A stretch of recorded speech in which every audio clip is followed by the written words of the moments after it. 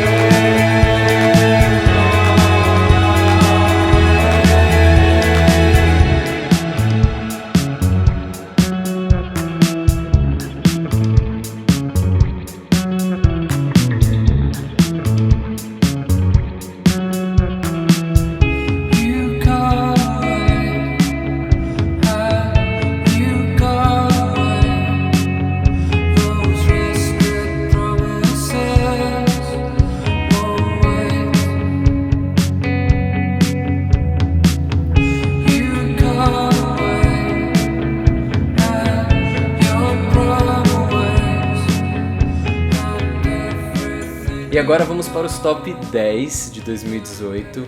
Eu não vou falar muito sobre os filmes, porque senão o vídeo vai ficar muito longo. E a ideia não é essa. Para vários desses filmes que eu vou falar aqui, eu já fiz vídeo no canal. Para todos eles eu vou deixar os links aqui na descrição do vídeo, porque não vai dar para colocar todos os cards aqui em cima, inclusive de filmes que estavam aí da 20ª, 11ª posição. E em 10º lugar eu coloquei um filme da África do Sul chamado Os Iniciados, do diretor John Trengove. E esse foi um filme que eu gostei muito e que me deixou muito impactado pela originalidade dele tratar um tema que é um certo tabu, principalmente ali naquela região da África do Sul. O filme vai contar a história de um cara chamado Sholani, que ele faz alguns trabalhos em iniciações de homens para a maturidade. São rituais ancestrais de muitos e muitos anos, onde garotos de 15 anos, se eu não me engano, eles são levados para um lugar afastado da sociedade e lá eles são circuncisados, passam por alguns rituais dessa passagem da adolescência para a vida adulta, digamos assim. E esse Sholani ele vai acompanhar grande parte desses rituais. Só que nesse momento que o filme aborda essa questão, ele vai ficar incumbido de um garoto, e o garoto é um homossexual. Então isso vai despertar nesse personagem do Sholani coisas que estão um pouco escondidas, e eu não vou falar muito mais sobre o filme. E o filme vai falar muito bem sobre pertencimento, sobre esse embate do velho com o novo, da tradição, dessas coisas dos rituais e etc., primitivos, com os dias de hoje. E eu acho que vai falar muito bem sobre essa ancestralidade, sobre essa coisa primitiva do próprio homem, com os dias de hoje, e no caso vai tocar na questão da homossexualidade de uma forma bastante potente, e foi um filme que me marcou bastante, por isso que ele está em 10º lugar na minha lista. E em 9º lugar está um filme brasileiro chamado Arábia, dirigido por uma dupla de diretores aí que eu estou bastante ansioso para ver o que esses caras vão fazer, que é o Afonso Shoa e o João Dumans. E o filme vai contar a história de um garoto que acaba encontrando um diário de um operário que acabou de se acidentar. E aí ele volta para casa desse operário para buscar roupas e documentos e coisas do tipo, e acaba encontrando um diário desse operário, e ele vai começar a ler esse diário, e a gente vai acompanhar um pouco a trajetória desse operário, a vida dele, por onde ele passou, e vai ser um retrato muito humano, muito honesto sobre a vida dos trabalhadores brasileiros, visto pelos próprios trabalhadores. Então é um filme que eu achei muito profundo e é um filmaço. O 8º lugar também é um filme brasileiro, também de uma dupla de diretores, que é o As Boas Maneiras, dirigido pelo Marco Dutra e a Juliana Rojas, que é uma dupla que eu também gosto muito do trabalho deles, e com As Boas Maneiras eles trazem também originalidade explodindo por todos os cantos do filme. É um filme de terror, de lobisomem, mas que é também um musical, e é também um filme que vai falar muito sobre o social. E eu acho que pelo fato dessa dupla fazer bastante filmes do gênero, né, terror, eles conseguem subverter muita coisa, porque eu acho que o terror ele tem esse papel um pouco, né? Como ele é um gênero um pouco mais abrangente, porque eu acho que com o terror você pode tocar muitas coisas, o drama, a própria comédia, o suspense, coisas do tipo, você pode então tratar de muitos assuntos utilizando esse gênero do terror, e eles conseguem fazer nesse filme como ninguém. É um filme que vai falar sobre a Ana e a Clara. A Ana, interpretada pela Marjorie Stiano, está grávida, é uma dondoca que mora num lugar incrível, e ela está procurando uma babá para cuidar dela e do filho ou filha quando nascer. E acaba que ela contrata a Clara, que é uma mulher que a gente acaba descobrindo que nem tem tanta experiência assim, como sendo babá, e as duas começam a desenvolver uma relação um pouco mais íntima. Só que aos poucos a Ana começa a apresentar comportamentos um tanto estranhos e a Clara começa achar isso muito esquisito, e aí o filme vai desenvolver por esse viés. E é um filme que ele é muito original e ele vai falar de lobisomem, vai ser uma coisa um pouco terror e você precisa embarcar nessa jornada, porque eu embarquei e eu amei. É um filme que ele vai falar muito sobre a nossa sociedade nos dias de hoje de uma forma bastante potente e original, por isso que ele está aqui em 8º lugar na minha lista. E em 7º lugar, eu coloquei aqui um filme que ficou bem apagado no Oscar esse ano, que foi Projeto Flórida, do Sean Baker.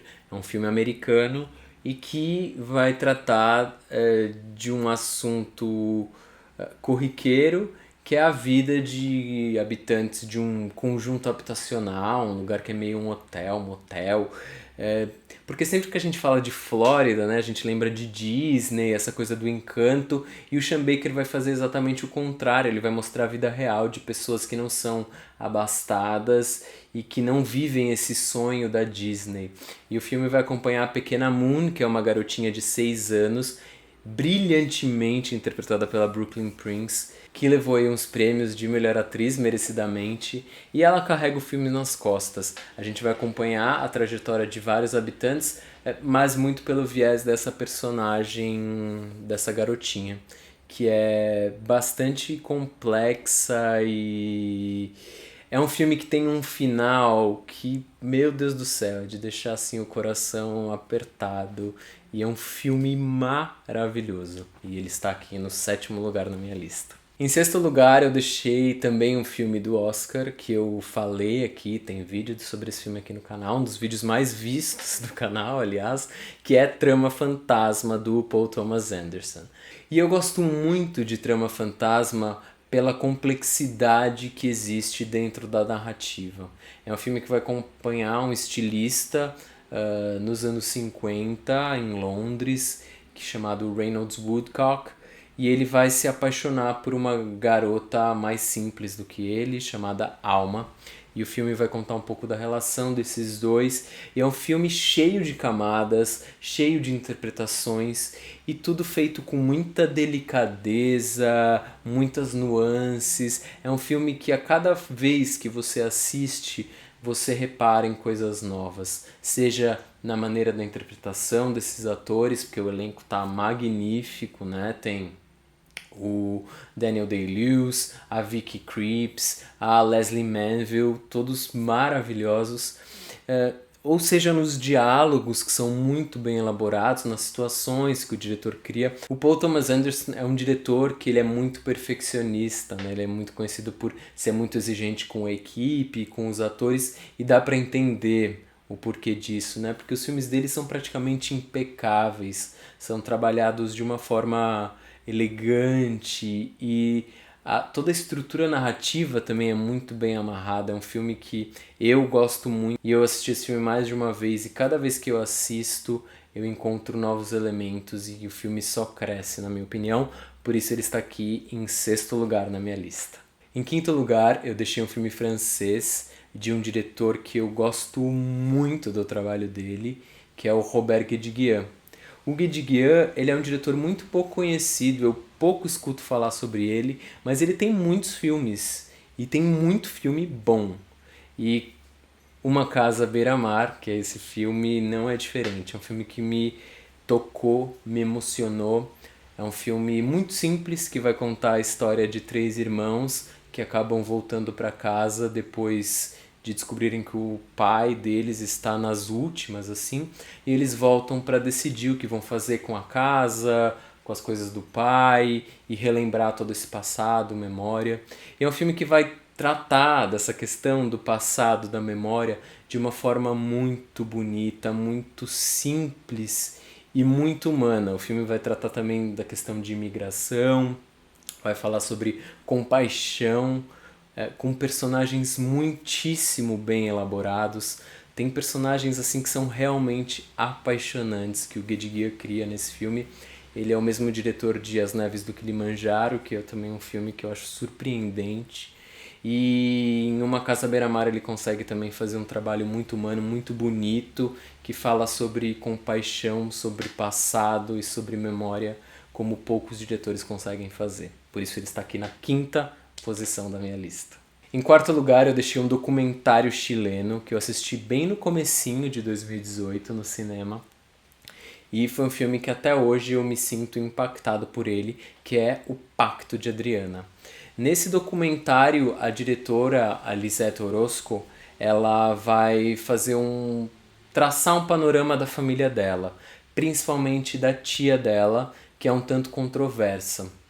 Ela começa o documentário falando: eu quero fazer um documentário sobre a minha tia, que sempre foi muito amada pela família, foi uma mulher muito querida por todos, e que ela já tinha sido presa, e ela vai começar a investigar essa tia dela, e ela vai começar a descobrir coisas sobre a tia dela, sobre o passado da tia, e é de uma maneira tão envolvente que ela consegue fazer isso e tão corajosa de expor a família dela dessa forma, que é um filme muito impactante.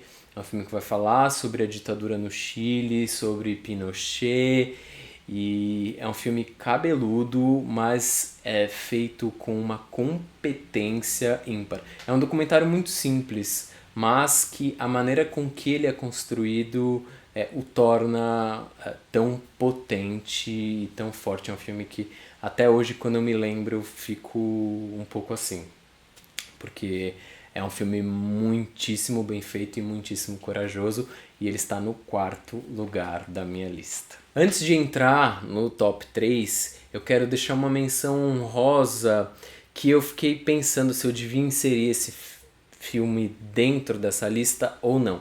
Mas como a lista é minha, eu vou inserir, porque não foi um filme que estreou no circuito, mas ao mesmo tempo ele estreou, ele ficou em cartaz durante 2 semanas só em São Paulo e no Rio de Janeiro, mas que foi um filme que foi direto para Netflix, é um filme da Netflix, que foi Roma, do Alfonso Cuarón. Se ele fosse entrar na minha lista, e ele meio que está entrando, seria aí entre o quarto e o terceiro lugar.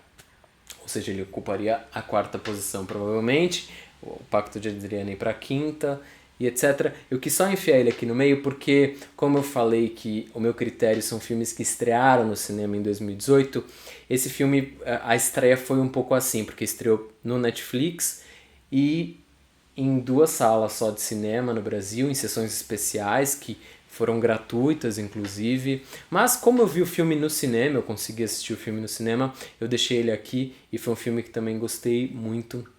É um filme que o Alfonso Cuarón vai falar um pouco sobre a infância dele numa cidade do México chamada Roma. Muita gente me perguntou, inclusive lá no Instagram, mas por que chama Roma o filme? Roma é o nome do bairro que a história se passa.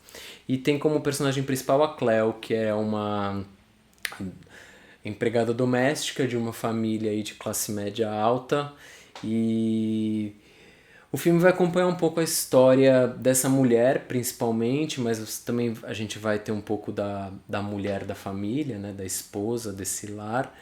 É um filme muito profundo, construído de uma forma lindíssima, com uma fotografia preto e branco maravilhosa. O Alfonso Cuarón ele consegue trazer uma humanidade muito bonita e que transborda assim da tela. É um filme que eu gostei muito, é um filme que vai falar também sobre pertencimento, vai falar também sobre memória e amor, né? Um filme que fala muito sobre o amor, a falta de amor, o excesso de amor, e é um filme que eu gostei muito. Eu pretendo ainda fazer vídeos sobre ele aqui no canal, então ele ocupa aí esse lugar entre terceiro e quarto da minha lista. Eu quis só deixar esse espaço para ele aqui. E agora vamos para os top 3. Em terceiro lugar na minha lista está um filme da Coreia do Sul, de um diretor que eu gosto muito, muito, muito do trabalho dele, que é o Lee Shandong. O filme chama-se Em Chamas e ele é baseado num conto do japonês Haruki Murakami. A partir daí já é uma mistura muito interessante, né? Esse diretor que é sensacional, junto com o Murakami, que é um autor que eu particularmente gosto muito do trabalho dele. E eu já fui para o cinema ávido para assistir esse filme. Desde que ele concorreu Palma de Ouro em Cannes esse ano, eu já tava louco para assistir esse filme e eu saí do filme surpreendido. Eu fui com uma expectativa e o filme superou as minhas expectativas. E o filme vai contar a história de um jovem chamado Lee Jong-soo que acaba reencontrando uma garota que ele era amigo na infância, que é, eu vou ter que colar o nome dela, Shin Hye-mi, e eles acabam desenvolvendo aí de novo essa amizade, relembrando o passado.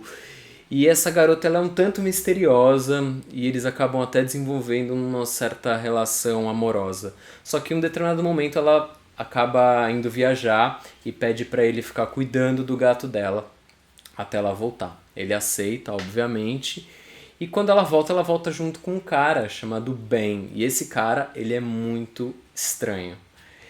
E eles meio que estão juntos e o nosso personagem principal vai começar a ficar inquieto, tanto sobre ela como sobre esse cara, que é muito estranho. E a partir daí a gente vai desenvolver a relação desses três personagens até o final do filme, que é bastante impressionante. E o Lee Shandong, ele consegue trazer humanidade para todos esses personagens.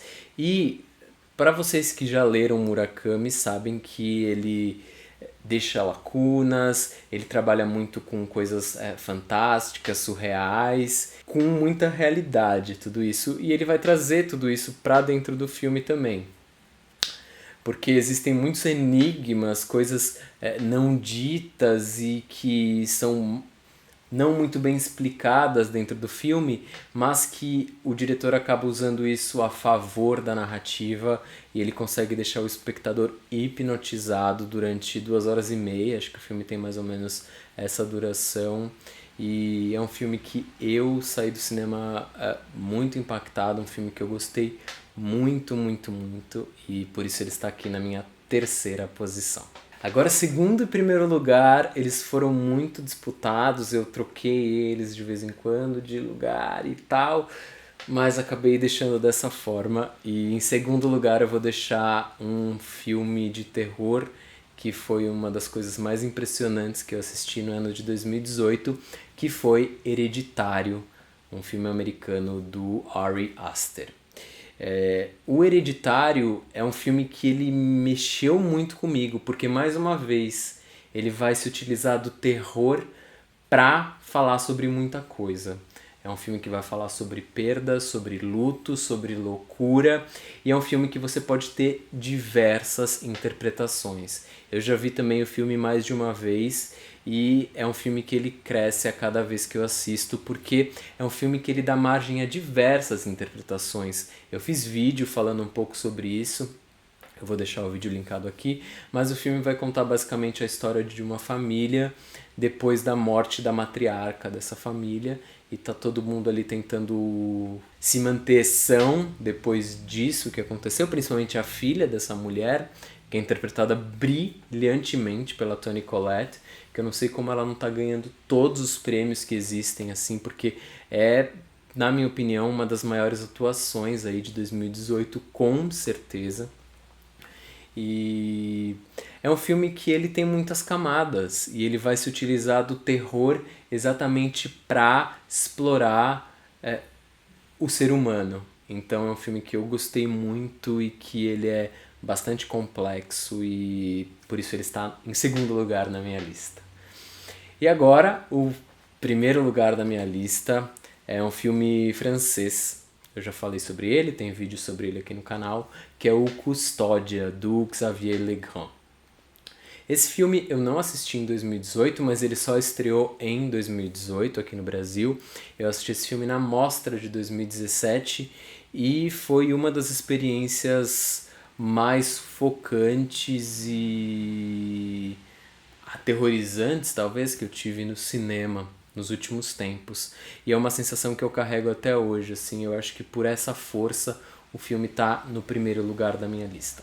O filme vai contar a história da batalha de custódia de um filho entre um casal recém-separado. E é um filme de um diretor estreante que já me deixa muito impactado, o primeiro filme do cara ter essa força, porque ele consegue trabalhar muito bem com esse tema, né? É da custódia, da violência doméstica. É um filme que ele em momento algum vai fetichizar ou romantizar essa questão do amor obsessivo ou coisas do tipo. Muito pelo contrário, é um filme que ele vai trabalhar muito bem com essa temática, tão bem que quando chegou no final do filme eu saí do cinema chorando e tremendo, assim, eu tava num estado realmente alterado do que eu entrei. E poucos filmes conseguem me deixar assim nesse estado. Então é um filme que ele tem uma construção narrativa muito envolvente e que vai tratar dessa questão da custódia, da violência doméstica de uma forma muito real, muito humana, muito crua, muito poderosa e muitíssimo competente. Então ele está aí no primeiro lugar da minha lista. Então é isso, espero que vocês tenham gostado do vídeo, que vocês continuem aqui acompanhando o primeiro plano. Eu sei que o ano passado eu fiquei devendo para vocês muita coisa, mas para todos vocês que me acompanham no meu Instagram, lá eu sou mais ativo, quase todo dia eu posto stories falando das coisas que eu tô fazendo, etc. Eu tava num ritmo de trabalho muito louco e eu não tava conseguindo ter tempo de parar para gravar. Eu inclusive tenho vídeos gravados que eu não consegui editar, mas eu fui rever o material, já não gosto do jeito que eles estão gravados. Então foi uma loucura, assim, mas espero que em 2019 a gente consiga aí manter o ritmo e todos os projetos que eu prometi para vocês eu vou continuar fazendo, podem me cobrar disso. E é isso, gente. Um ótimo 2019 para todos nós e até mais.